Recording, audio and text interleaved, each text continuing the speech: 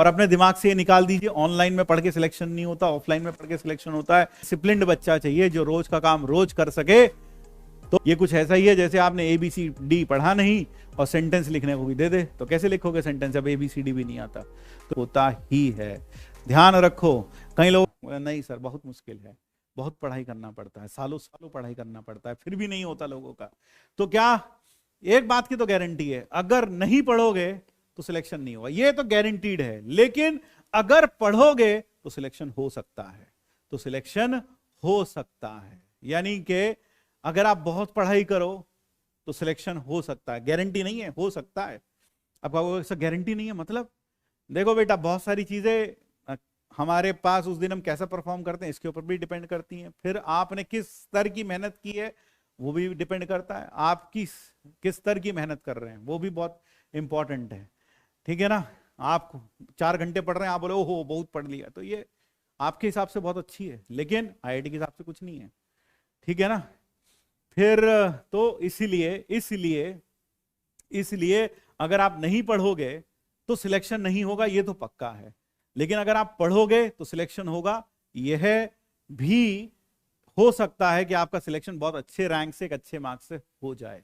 ठीक है ना? अगर आप पढ़ाई करोगे ढंग से, तो पढ़ाई करते रहिए और अपने दिमाग से ये निकाल दीजिए, ऑनलाइन में पढ़ के सिलेक्शन नहीं होता, ऑफलाइन में पढ़ के सिलेक्शन होता है।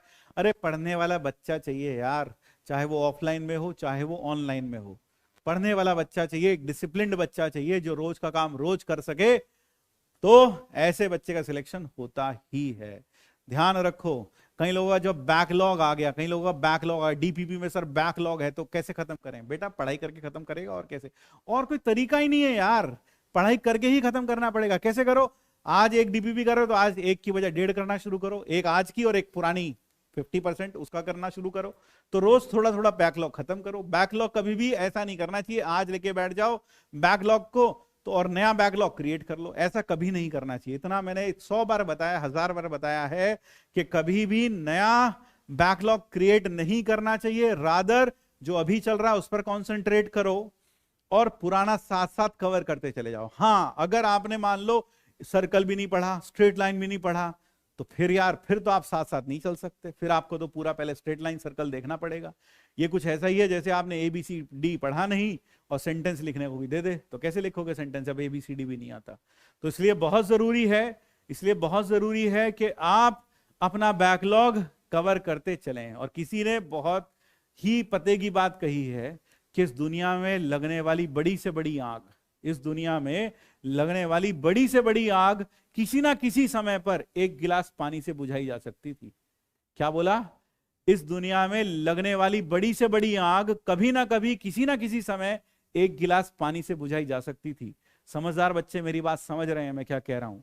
जिस दिन बैकलॉग क्रिएट हुआ उस समय छोटा सा था बैकलॉग, तुम्हें अगले दिन ही निपटा देना चाहिए था। अगले दिन आधा घंटा ज्यादा जाग लेते, अगले दिन 1 घंटा ज्यादा जाग लेते, निपटा देते। लेकिन फिर तुमने उसे बढ़ने दिया, फिर वो बढ़ता गया और फिर इतना ज्यादा हो जाता है कि आपको समझ नहीं आता कि कैसे खत्म करूं मैं ये बैकलॉग।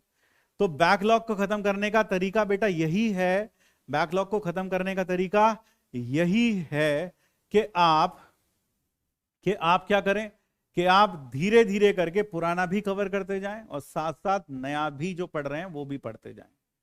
ठीक है ना? ये ध्यान रखें। और यह जो एग्जाम है धैर्य की परीक्षा लेता ही है, दिमाग की परीक्षा तो लेता ही है, क्योंकि जब आप कोई बहुत बड़ा काम करने के लिए मैदान में उतरते हैं तो उसमें एफर्ट भी बड़ा लगता है, हिम्मत भी बड़ी चाहिए होती है और जिगर भी बड़ा चाहिए होता है। यानी कि ऐसे लोगों को का सिलेक्शन नहीं होगा जो डरे बैठे हैं, अरे सर मेरा तो स्कूल भी नहीं हो रहा, मेरा तो ये भी नहीं हो रहा, अब क्या करूं। ऐसे लोगों का नहीं होता।